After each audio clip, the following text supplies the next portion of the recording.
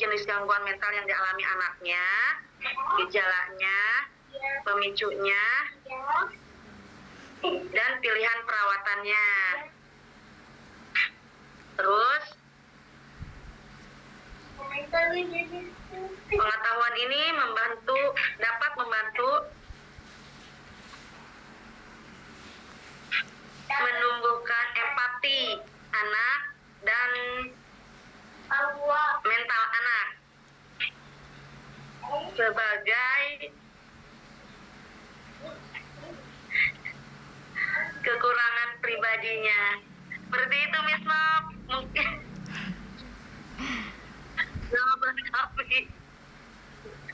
Kalau ada kurang-kurang bisa Bu Ulfa lengkapi lagi. Bu Ulfa, Bu Dinda sayang. Bu Dinda sayang, maaf Ibu.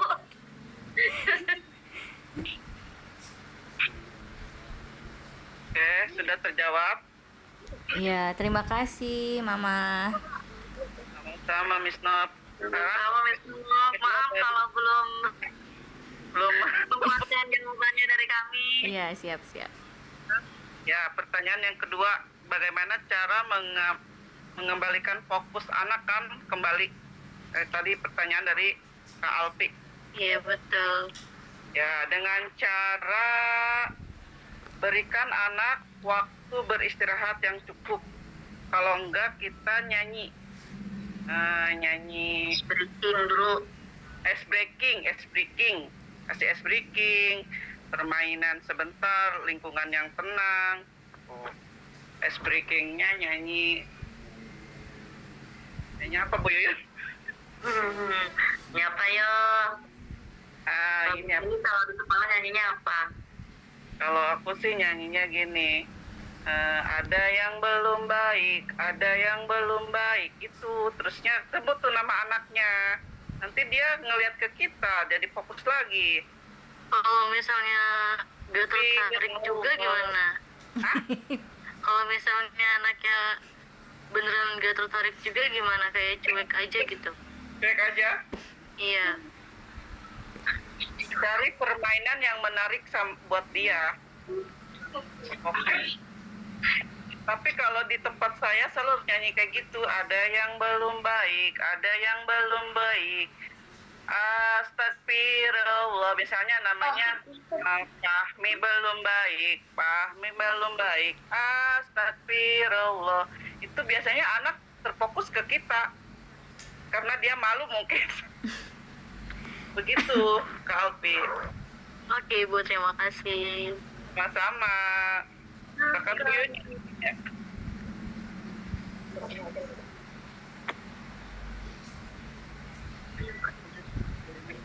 Gimana? Udah, ketiga. Aman. Seperti ini. Ya. Yang ketiga, Bu.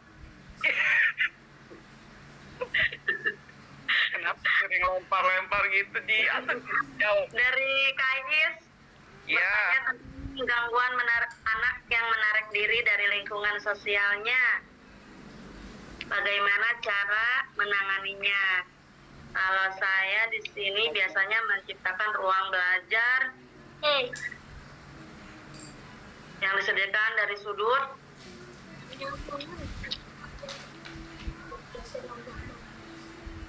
dengan ruang belajar yang nyaman.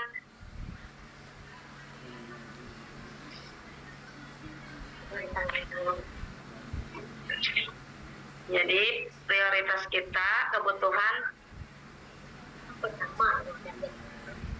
yang satu ruang belajar yang nyaman, yang kedua prioritas kebutuhan fisik anak itu sendiri. Satu, tidur yang cukup. Dua, nutrisi yang sehat. Tiga, aktivitas fisik sesuai dengan kebutuhan si anak.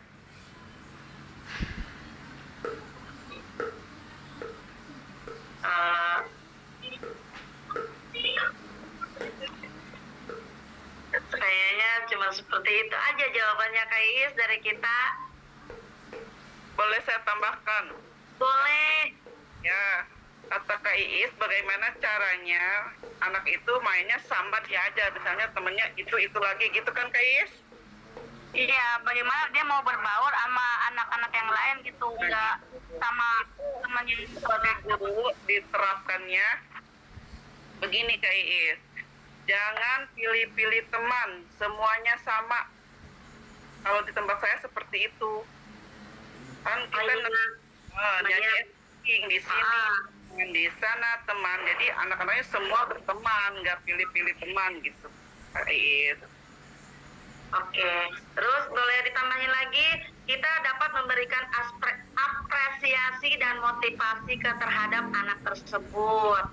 Seperti misalnya mengajak main yuk sama teman-teman yang lain. Kamu bisa kok bermain sama teman yang lain gitu. Jadi kalian kitanya si gurunya itu ikut bermain dulu sampai si anak itu mau bermain. Nah, setelah bermain itu selesai, si anak itu dapat bermain dengan teman yang lain, nah baru kita boleh meninggalkannya gitu. Terus menggunakan sistem memberi reward. Iya, seperti memberi reward. Jadi ya, misalnya gini, hari ini Bu Guru mau lihat kamu main sama teman. Nanti kalau kamu sudah bisa main sama teman, Bu Guru udah kasih hadiah. Misalnya, kalau biasanya saya suka mengasih kayak stiker atau bintang gitu. Terus kita menghadapi anak seperti itu harus bersikap tenang dan sabar, hindari kata-kata membentak atau negatif terhadap anak tersebut. Jangan sampai menimbulkan kecemasan kepada anak tersebut. Terus selalu mendampingi dengan sabar dan bantu anak mencari solusi, bukan sekedar mengintervensi. Terus yang terakhir, membatasi penggunaan gadget atau televisi yang berlebihan terhadap anak. Mungkin itu saja. Ya, terima kasih Mama. Untuk yang sudah bertanya, teman-teman, lebih kurangnya saya mohon bantuannya dan Ibu Dinda dapat menambahkannya mungkin Ibu. Sekian dari kami, terima kasih semuanya. Assalamualaikum warahmatullahi wabarakatuh. Waalaikumsalam warahmatullahi wabarakatuh. Sepertinya hari ini Bu Yuyun Pak But ini lagi happy ya. Presentasinya sambil Tawa-tawa ya. grogi Bu. Iya. Pertama kalinya Bu. Pertama kali. Emang di MK sebelumnya belum pernah MK yang lain? Belum kena giliran kelompok Bu, baru ini. Nanti kalau misalnya sama dosen yang lain dikurangin ketawanya ya. Iya. Jadi biar dosen yang lain juga menganggap Bu Yuyun dan Bu Tini ini serius memang mengkaji tentang kesehatan mental untuk anak usia dini. Gitu ya Bu Yuyun, Bu Tini, kalau boleh saya kasih saran. Terima kasih. Oke, terima kasih. Iya, sama-sama. Sebelumnya saya terima kasih banyak kepada Bu Yuyun dan Bu Tini yang telah melemparkan tema diskusi pada malam hari ini, yaitu kesehatan mental untuk anak usia dini. Emang anak usia dini bisa kena mental? Gimana menurut teman-teman nih, ibu-ibu semuanya? Bisa nggak anak usia dini ini kena mental? Bisa banget. Bisa. Atau udah pernah ketemu di sekolahnya anak yang kayaknya dari raut mukanya tuh udah ada masalah gitu. Ada Ibu. Pernah nggak? Pernah. Pernah. Ya Allah, kasihan dia masih kecil tapi harus mengalami hal seperti itu ya. Oke, saya jawab pertanyaan, menambahkan dan melengkapi dari pertanyaan-pertanyaan. Tadi ada 3 pertanyaan ya Bu Yuyun ya. Ada dari Bu Novi, dari Bu Alfi, sama satu lagi Ibu Iis. Iis. Bu Iis, kalau tadi pertanyaan yang pertama gini, bagaimana cara kita menghadapi dampak dari gangguan mental yang dibawa anak dari rumah? Nah, kita nih gurunya di sekolah nih mesti gimana gitu ya? Ya, Kasihan ya, kasihan banget ya anak bisa terlihat bahwa dia gangguan mental di sekolah. Itu bisa saja dari mana ya? Dari mereka melihat dari suasana lingkungan di rumahnya, entah itu orang tuanya yang bertengkar atau terlalu keras pola asuhnya, atau juga apa faktor ekonomi juga bisa ya. Kadang kan anak maunya diturutin tapi keinginannya gitu ya.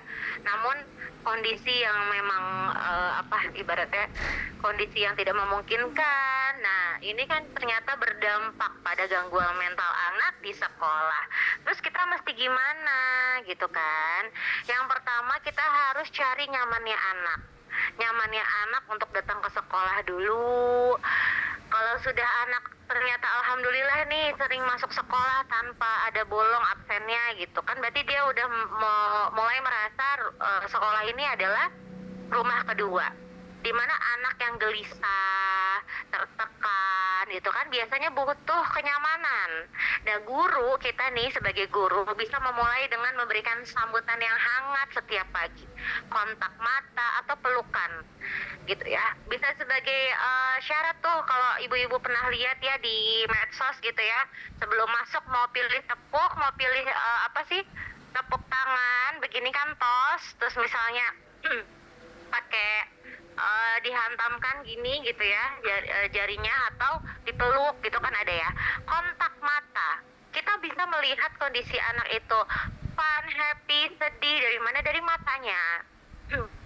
Ibaratnya dari mata turun ke hati gitu ya, kalau orang yang sedang jatuh cinta gitu. Tapi kalau untuk anak kita lihat matanya. Anak yang tidak bisa eye contact pasti ada permasalahan gitu. Supaya apa? Supaya anak ini merasa nyaman dengan kita sebagai orang dewasa selain orang yang ada di rumah gitu. Seperti contoh begini. Saya bilangnya aja mawar ya, nggak apa-apa ya. Mohon maaf kalau ada anaknya yang namanya mawar. Contohnya ketika mawar datang ke sekolah terus cemberut. Nah, kita sebagai guru bisa menyapa, Assalamualaikum, selamat pagi Mawar. Senang sekali bisa lihat Mawar hari ini. Kenapa cemberut? Sini cerita dulu sama Miss Dinda sini. Yuk sini yuk gitu. Atau misalnya yuk main dulu yuk gitu. Sambil kita tanya-tanya sama si Mawar, ada apa sih sebenarnya dia datang dengan keadaan cemberut gitu ya mukanya. Seperti itu. Nah, itulah powernya guru TK. Datang ke sekolah, menyapa anak, menyambut anak. Kan ada ya piket pagi ya. Piket pagi itu, nah kita sebagai guru harus memberikan aura positif. Jangan kita datang terus nyambut anak lagi semerawut, mukanya tuh anak kita juga semerawut mukanya kita. Karena aduh, tadi saya masak kompor udah dimatiin belum ya, kepikiran itu di rumah. Gitu ya. Diselesaikan. Kita nyambut anak dengan senyuman, otomatis anak juga merasa nyaman sama kita. Setelah dipanggil mawarnya, kita berikan kesempatan dia bercerita, kita menjadi pendengar yang empati. Dalam artian, si anak ini kan memang belum bisa mengekspresikan perasaannya dengan jelas ya. Suka ngerasa gitu kan ya teman-teman ya. Nah, kita sebagai guru ini perlu mendengarkan mereka. Misalnya, kamu sedang kenapa mukanya begitu? Lagi marah. Kita kasih tahu marah. Atau ada yang bikin kamu kesal. Kenapa? Atau mau nangis dulu boleh loh, Mawar gitu ya. Jangan langsung kita menghakimi si Mawar gitu ya. Kamu datang-datang udah cemurut aja mukanya, kenapa sih? Ntar hujan nih ngelihat kamu mukanya begitu. Itu kan tandanya penolakan ya, penolakan bahwa nggak wajar kamu tuh datang begitu gitu. Padahal wajar nggak sih menurut teman-teman? Wajar nggak seseorang gitu ya, makhluk hidup loh kita, punya akal gitu ya, beda sama binatang, sama tumbuhan gitu, untuk mengekspresikan emosinya. Wajar nggak? Wajar. Marah, senang, sedih, kesal, ya nggak? Wajar kan? Atau wajar. lapar gitu kan ya. Kita bisa tanya, Mawar kenapa sedih? Tidak apa-apa loh, kalau kamu memang merasa sedih terus mau cerita sama Miss Dinda nih, nggak apa-apa, yuk kita duduk dulu ya di bawah pohon yuk, gitu. Sambil cerita kita main ayunan, boleh. Nah lalu kita bisa, itu namanya regulasi emosi ya. Kita ibaratnya memberikan penjelasan, memberikan pemahaman apa yang mereka rasakan, itu namanya regulasi emosi. Dan kita kasih bagaimana caranya untuk menyalurkan emosi yang dirasa, itu namanya regulasi emosi. Kita bisa ajak aktivitas, tadi sudah disampaikan, menyediakan aktivitas yang sederhana untuk menyalurkan emosinya dia. Contohnya apa? Ada pojokan di dalam kelas gitu ya, di situ ada bantal, ada buku, ada ya sesuatu yang buat mereka nyaman, seperti apa sih, boneka yang besar gitu, kayak teddy bear yang besar, itu juga perlu loh, supaya nanti siapa tahu anaknya lebih nyaman kalau dipeluk pakai boneka itu gitu ya. Terus juga kita bisa kasih tahu teknik pernafasan. Kalau misalnya lagi marah atau lagi sedih, tarik nafas dari hidung, buang gitu ya. Seperti niup balon, nak, yuk coba yuk kita tiup dulu balonnya yuk nak yuk. Nah itu bisa. Lalu ajak anak ke aktivitas lain seperti bermain pasir, atau misalnya menggambar gitu ya. Siapa tahu dari gambar itu terlihat emosinya dia atau alasannya dia bagaimana. Terus apa lagi ya, sebagai guru kita juga bisa ngapain lagi? Jadi pertama sih jangan penolakan dulu gitu ya, jangan menolak bahwa anak yang anak mana marah, sedih, kesal itu ya nggak boleh gitu, nggak boleh kita begitu ya, harus jelaskan, diregulasi emosi. Tidak apa-apa kamu marah, kasih waktu, boleh kan ya, menganggap diri kita aja sama, kita juga kalau lagi marah butuh waktu ya kan. Terus apa lagi ya, paling sih ya itu tadi juga sudah dijabarkan ya, kerjasama sama orang tua gitu, dimana orang tua ini harus kita informasikan kalau memang anak ini menunjukkan gangguan mental atau misalnya emosi yang benar-benar kayaknya sudah tidak wajar. Nah ini harus kita ada catatan anekdotnya atau skala ratingnya, berapa kali dia datang dengan cemberut gitu kan ya, boleh kita gunakan sehingga kita berkomunikasi sama orang tua by data. Jangan asal ngomong aja gitu tanpa ada data.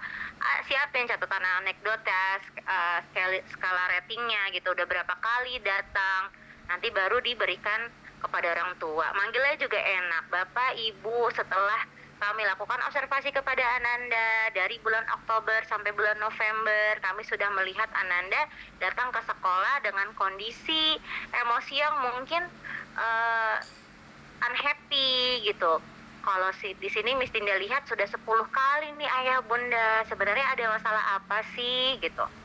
Kalau dari cerita si Mawar, bla bla bla bla, ceritain. Nah kalau ternyata di rumahnya juga ada masalah, atau misal tidak ada masalah, di rumah baik-baik aja kok Bu, baru kita sarankan untuk berkolaborasi dengan profesional. Di sini berarti apa artinya? Kita merujukkan anak tersebut ke psikolog anak gitu. Nah intinya kita nih sebagai guru, ketika kita menemukan anak yang seperti itu gitu ya, harus bisa meregulasi emosi anak, karena kita tidak bisa merubah situasi di rumah ya nggak sih. Yang bisa kita kontrol ya anak yang ada di sekolah gitu. Tetapi kita bisa ngapain nih, kita bisa menciptakan lingkungan sekolah yang aman, nyaman, penuh hangat, penuh kasih, dan itu konsisten menjadi rumah kedua buat anak, sehingga si anak tadi nih punya ruang untuk bisa pulih gitu ya, bisa berkembang, bisa ibaratnya mengekspresikan emosinya dia dengan nyaman begitu. Bu Novi, itu dari Bu Novi ya tadi ya? Iya Bu. Gimana, sudah tercerahkan atau tidak? Iya, Atau ada Masya sanggahan? Allah. Boleh. Apa ya? Soalnya banyak sih Bu, kayaknya studi kasusnya itu banyak banget. Ada yang kayak sering apa datang telatnya kesiangan gitu kan, terus tiba-tiba nangis begitu. Terus ada yang tiba-tiba marah-marah gitu kan. Tapi anak yang marah-marah, Bu Novi nggak sambut dengan marah-marah juga kan? Enggak dong, aku tanya dulu. Iya itu aku tanya dulu Iya. gitu kan, aku tenangin dulu, aku pisahin dulu dari anak-anak yang lain gitu, seperti itu. Iya. Tenangin dulu, terus abis udah agak tenang ya itu kayak Bu Dinda tadi suruh tarik apa, ambil nafas, terus abis itu ditawarin mau minum, mau dia, baru abis itu relax, terus mau cerita gitu. Iya, karena memang anak-anak yang gitu ya, tergantung dari kondisi rumahnya. Seperti saya jelaskan dari kemarin-kemarin tuh. Gak usah jauh-jauh deh ngelihat perilaku anak, ngelihat orang tuanya. Permasalahan itu pasti ada di orang tuanya kalau untuk anak usia dini. Ini sekarang saya punya murid, gangguan mentalnya menurut saya udah cukup apa ya, memprihatinkan gitu ya, karena setiap datang ke sekolah, turun dari mobil itu pasti dia bilang kebencian sama ayah bundanya. Nah, suatu ketika dipanggil gitu ya, ayah bundanya mengatakan bahwa kami menyadari memang perhatian kami kurang kepada Ananda ini, sebut aja A ya, A, karena adiknya Down syndrome. Tapi itu merupakan salah satu alasan nggak menurut teman-teman? Menjadikan alasan si A ini akhirnya tidak mendapatkan perhatian dari ayah bundanya. Menurut saya itu bukan alasan. Mau adiknya Down syndrome, tapi bagaimanapun nih anak yang si A ini juga harus penuh kasih juga dong, gitu kan ya. Nah, terus berjalan gitu ya, sudah dipanggil ke sekolah, sudah ketemu sama guru nggak mempan, akhirnya dikasih tahu sama kepala sekolah gitu kan ya. Ya kita menganggap oke, orang tuanya menerima dengan baik gitu. Suatu hari ini anak datang dengan luka di jidatnya, dan saat ditanya gitu kan ya, kamu kenapa itu jidatnya? Nah gitu, karena turun dia langsung merengut terus bilang, I hate you, kata kayak gitu kan. Aku nggak mau sama papi, kata kayak gitu. Papi jahat sama aku bakalan bunuh papi. Aduh, itu kata-katanya udah parah sih menurut aku ya. Dan setelah didekati, kita peluk, kita bilang kita tuh semua sayang loh sama kamu, boleh cerita nggak, ini kenapa? Iya, mami mukul aku pakai panci. Itu anak pinter ya, jadi oke, ibaratnya orang tuanya pun ternyata di rumah kasar ya, akhirnya terbukti itu kan kasar. Nah sekarang orang tuanya udah lebih intens datang ke sekolah gitu. Yang saya bingungnya gini, setiap si orang tua ini datang, orang tuanya A datang gitu ya, terus ketemu sama anak-anak yang menyapa, hai mama A gitu ya, dia tuh langsung bilang apa, iya kamu temennya A ya, maafin ya kalau A nakal. Ini yang perlu di konseling kayaknya nggak cuman anaknya gitu ya, orang tuanya ya, rada-rada juga. Nakal ya, jadi udah kayak gitu, udah tuh kata-kata nakal ibaratnya udah ngejudge banget di A ini. Iya, ngejudge banget. Jadi maafin A ya, jadi orang tuanya yang bilang maafin A ya, bla bla bla bla. Itu udah kasar sih memang, sampai ngeludah, sampai akhirnya nonjok, nendang, itu udah biasa menjadi suatu emosi yang dia, jadi emosinya nggak keluar di rumah, keluarnya di sekolah. Akhirnya temennya dipukul lah, bu gurunya dipukul, diludahin apa segala macem. Itu udah yang ini kayaknya sudah tidak bisa ditangani kalau cuman orang tua dan guru saja. Harus kemana? Psikolog, ke ahli. Iya, harus ke profesional ya kan. Nah mudah-mudahan sih anak-anak yang seperti ini mendapatkan perhatian yang justru bahkan malah jangan dijauhin ya nggak sih. Semakin dia dijauhin semakin apa? semakin memberontak. Semakin nggak ada nggak ada tempat pelampiasan gitu kan ya. Kasihan banget, ya Allah. Akhirnya kita cuma bilang apa, ya Allah kamu tuh nanti insya Allah jadi Menteri Pertahanan ya nak ya, kita semua tuh sayang, soleh, kita gitu-gituin deh. Akhirnya ya sudah mulai merasa nyaman sih gitu. Terus tadi juga ada pertanyaan, nggak tahu nih, tadi saya lupa dari Bu Alfi atau dari Bu Iis gitu ya. Bagaimana sih cara kita mengembalikan fokus anak agar bisa fokus kembali gitu ya? Itu dari Bu Iis atau Bu Alfi? Bu Alfi. Dari saya. Bu Alfi ya? Iya. Oke, nah memang kan fokus anak ini kan masih sering terpecah ya, dan nggak bisa lama gitu. Karena apa? Kita harus sadari bahwa perkembangan otak anak usia dini ini masih tahap awal banget gitu. Apalagi kita tuh apalagi kalau misalnya nih anak ternyata di rumahnya juga sudah mendapatkan masalah yang seperti tadi kan saya ceritain, udah membawa emosi dari rumah, masalah emosi. Nah kita sebagai guru nih harus cerdik dalam apa, banyak strategi yang bisa kita gunakan untuk mengembalikan fokus mereka. Yang pertama apa? Yang pertama sih saya saranin kalau misalnya si anak ini mudah banget kehilangan fokus gitu ya, rencana stepnya misalnya di kegiatan menggambar gitu, terus ibu mau ajak si anak ini nanti mau menyusun balok gitu. Nah itu dengan cara permainan, buat transisi yang memang menyenangkan. Dengan cara apa? Permainan, lagi-lagi permainan. Tadi sudah dikatakan dengan lagu gitu ya, tapi tadi saya agak sedikit sedih dengar lagunya. Ada yang belum baik, ada yang belum baik. Ada nggak sih anak sebenarnya yang belum baik? Padahal katanya anak fitrahnya baik. Ya bener nggak Bunda Din?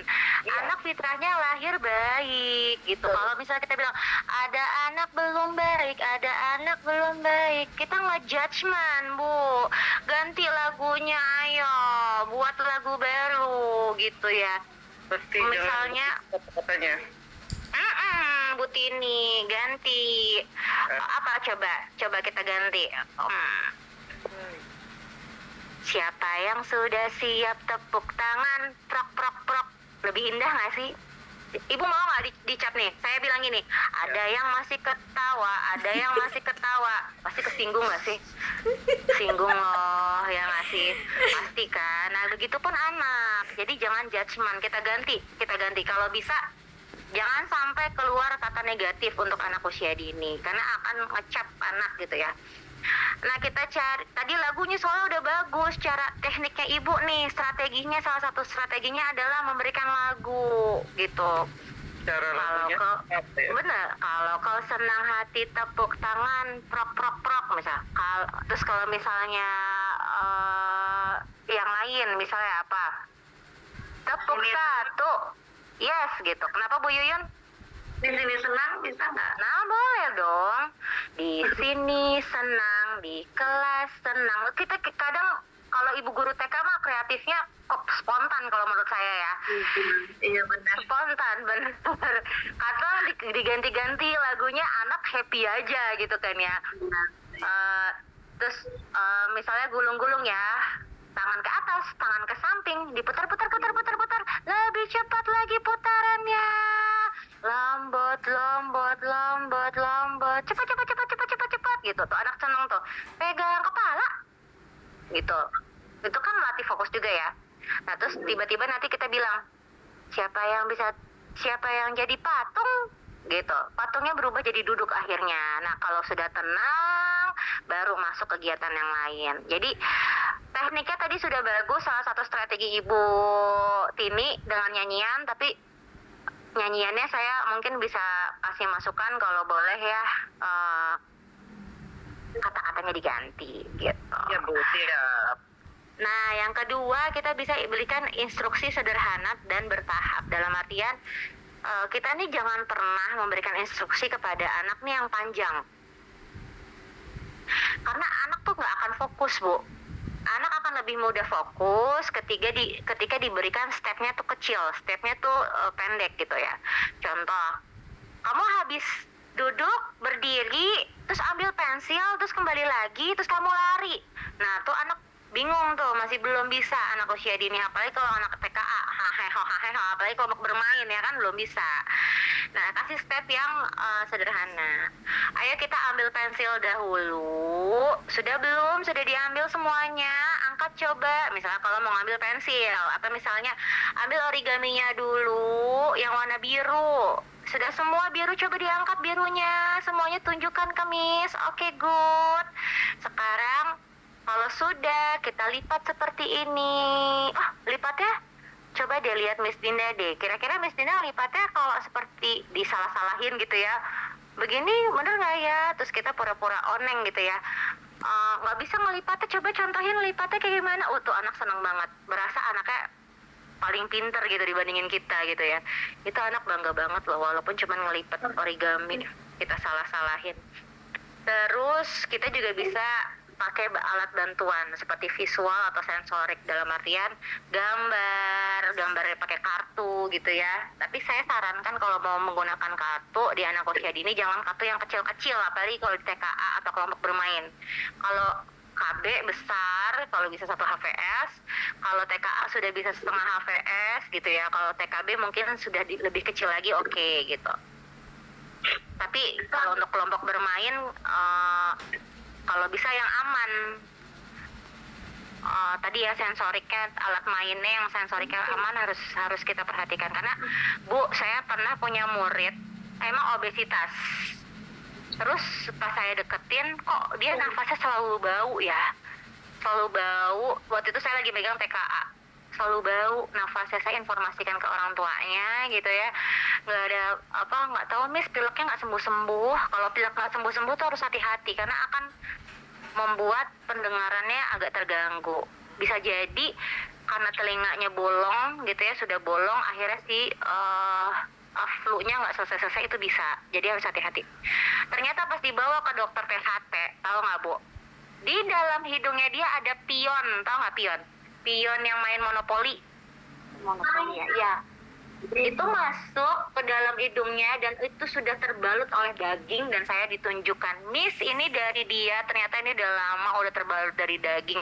Ini yang membuat dia ini akhirnya disedot ya. Tuh anak kan obesitas ya, susah dipeganginnya, bayangin sampai 7 orang yang megangin dia, kaki kanan kiri itu udah berapa orang gitu ya.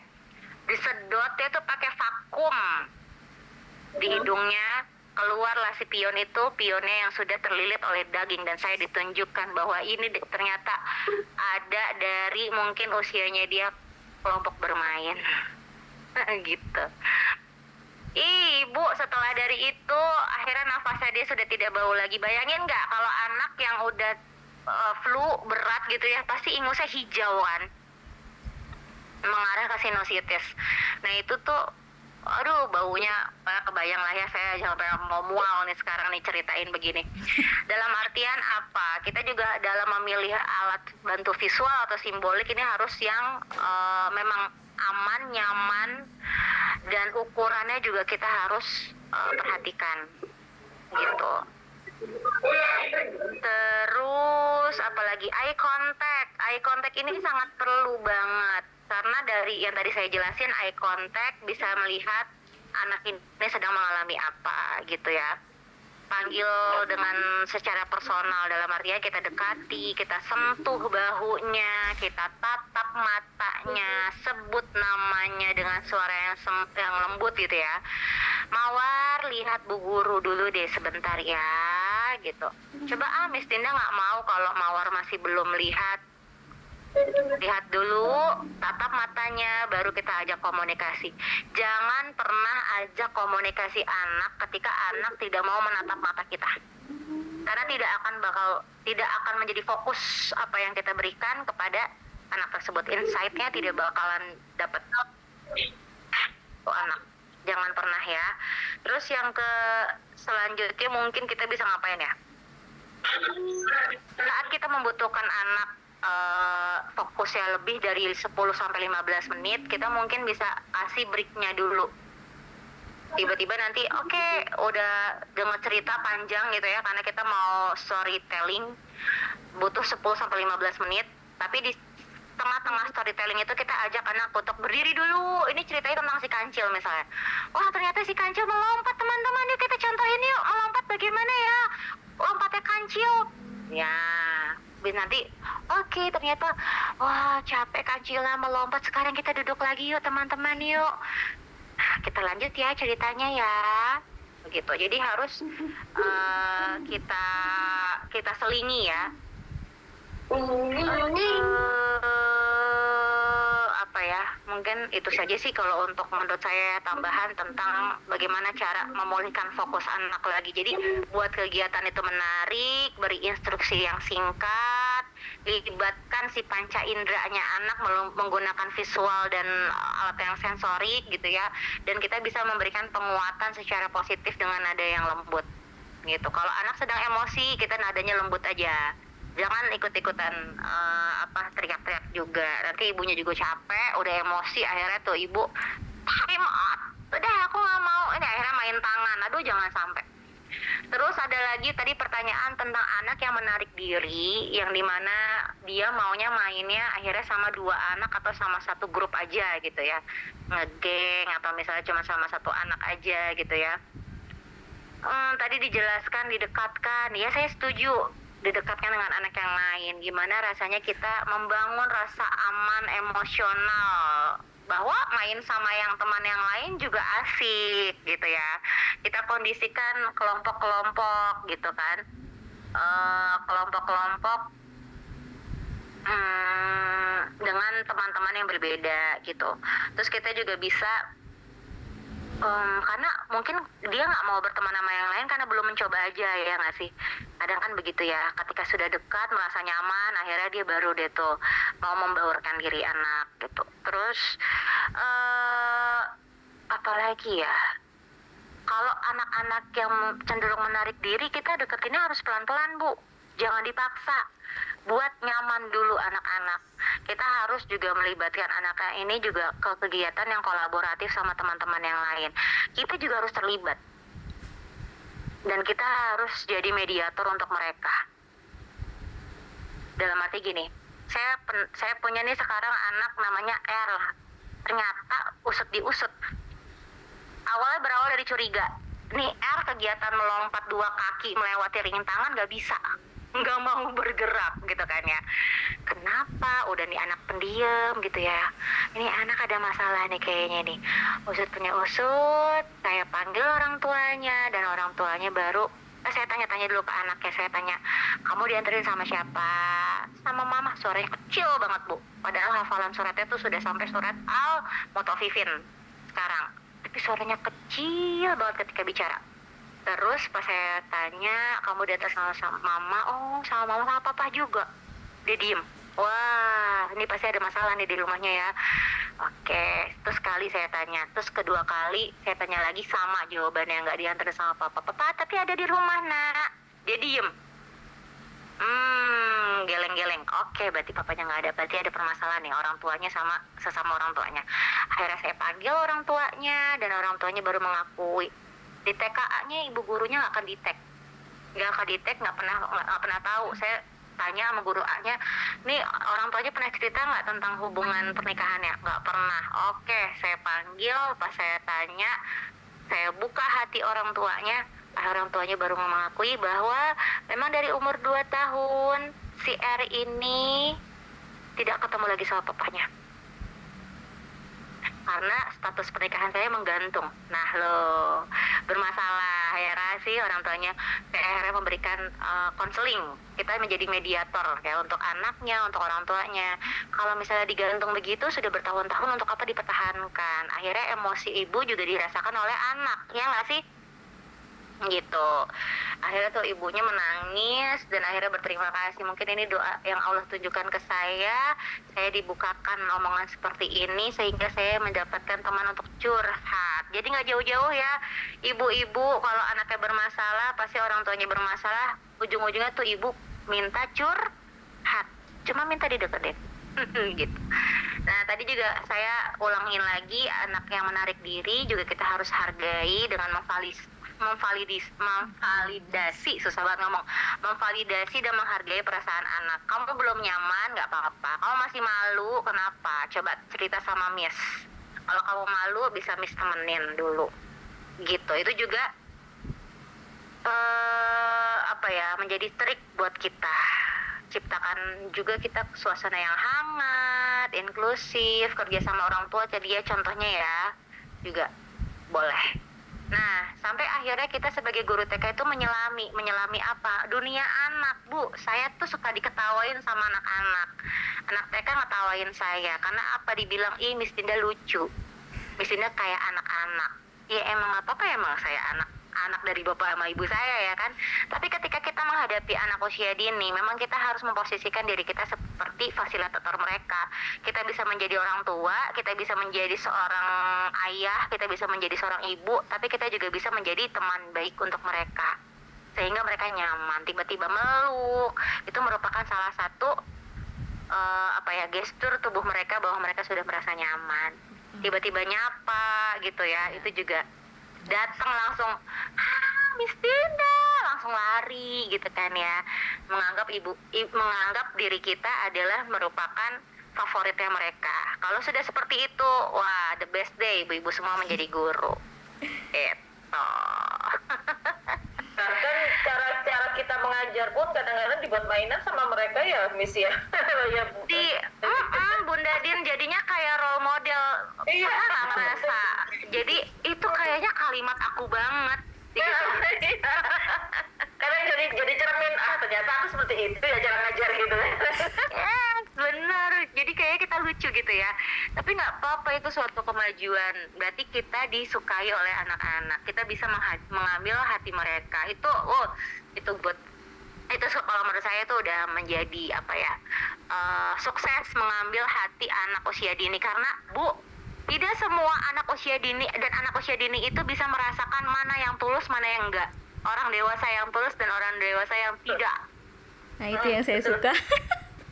Dari kepribadian anak kecil itu kayak gitu. Iya, karena mereka melihat ketulusan hati kita, Bu. Gitu. Kalau misalnya kita udah nggak serak sama orang tuanya terus tiba-tiba ngeliat kayaknya sebel banget ini mana anak gitu ya. Tuh anak pasti nggak mau deketin kita. Udah ngerasa takut aja, menghindar aja. Kalau misalnya kita udah ya itu tadi ya, menyebarkan aura positif gitu ya, insya Allah tuh anak juga akan merasa. Kita kayak bikin apa ya, Bu Dinda ya? Melepaskan semua hal yang ada di rumah dulu dan full senyum di sekolahan. Oh ya pakai pasti. sulitnya bisa kena ke anak. Oh iya dong, ya itu tadi. Tapi jangan cuma buat anak yang ada di sekolah, tapi anak yang ada di rumah. Ya, Jangan lupa. betul. Gitu. Oke, menurut saya kita beri applause dulu buat teman-teman kita dari Bunda Yuyun sama Bu Tini. Terima kasih diskusinya kesehatan mental yang mungkin kadang kita sadar itu ada tapi kita lupa gitu ya. Nah, dari diskusi kita hari ini mudah-mudahan kita semua juga jadi ingat bahwa kesehatan mental itu tidak hanya untuk orang dewasa tapi untuk anak-anak juga ada gitu ya. Baiklah teman-teman, sudah jam 19:32. Sebelumnya kita foto dulu ya. Ada yang mau open cam? On cam dulu, on cam. Di rumah sakit aku deh. Oh ya, oke, nggak apa-apa. Siap-siap, posisi cantik. Kita foto sama-sama dulu ya. Senyum. 1, mana ya? 1, 2, 3. Oke. Hari ini yang tidak adakah Bu Novi? Kayaknya ada semua deh. Masuk semua, Bu. Masuk semua. Masuk semua. Oke. Kalau gitu terima kasih teman-teman semuanya. Kita Terima kasih akhiri pertemuan Kembali, kita Bu. dengan sama-sama mengucap hamdalah. Alhamdulillah. Alhamdulillah. dan doa kafaratul majlis. Subhanakallahumma wa bihamdika asyhadu an la ilaha illa anta astaghfiruka wa atubu ilaik. Terima kasih, sehat-sehat selalu teman-teman semuanya. Sama keluarga, selamat happy weekend semuanya. Saya akhiri, wassalamualaikum warahmatullahi wabarakatuh. Waalaikumsalam warahmatullahi wabarakatuh. Terima kasih, Bunda. Terima kasih, Bu. Boleh off ya. Iya. Ya.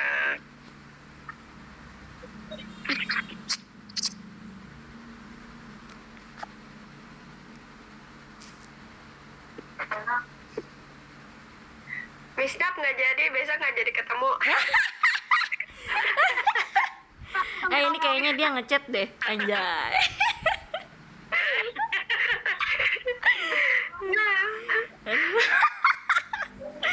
Aduh galau aja ini dari kemarin. Baru di chat kayaknya tadi.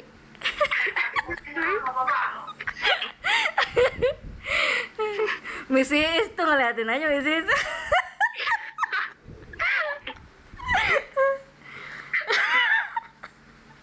Iya.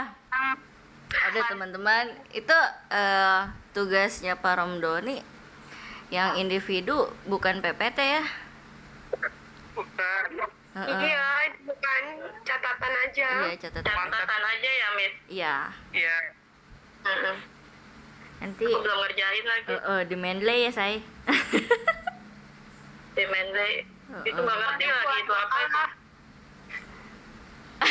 Sama kayak itu gimana? Mendeley gitu. Harus di Itu Mendeley. buat makalah. Iya. Itu yang tugas individu juga kudu di Mendeley kan? Iya. Aku nggak dengar sih kalau itu. Yang Mendeley bukannya yang kelompok ya? Iya, yang makalahnya. Yang Oh, udah. Makalahnya. Kalau individu mah enggak kayaknya ya. Iya, enggak. Disertain itunya juga kan? Apa sih? Ya, referensinya aja. Referensinya. Sumbernya. Gitu. Tuh Missy Is. Gimana Missy Is? Udah pada ngerjain ya? Aku mah belum sih, aku mah belum. Tenang. Sama, belum. Perlu diambil lagi. Mau diambil lagi. Aduh nggak apa-apa kalau udah di Mendeley mah nggak apa-apa sih. Tengahnya. Berarti ini nggak wajib ya kalau yang individu ya? Kayaknya sih iya. Yang PPT aja ya? Cuman PPT iya. yang makalah. Bukan makalah sih, berupa kayak catatan aja gitu. Kalau mau dibuat makalah juga boleh kayaknya. Enggak, bukan yang pakai Mendeley mah yang makalah PPT Oh, iya, iya. kelompok. Bunda Din malah bikin PPT. Iya lucu. Iya pengen itunya itu lagi. Gimana kali ngomongnya? Coba ntar siapa tuh? Coba diomong. Itu mah itu doang, bukan PPT. Tapi Bunda Din mau ngomongnya katanya biar enak ya. Iya. Ya udahlah terserah dia. Tapi kalau kitanya udah ngasih tahu mah ya udah gitu aja sih. Iya. Tapi Alpi udah ngasih tahu sih kayaknya ya. Izin pamit ya teman-teman, mau makan. Ya udahlah sama. Assalamualaikum. Nih mau ngikutin Ayang dulu. Ayang.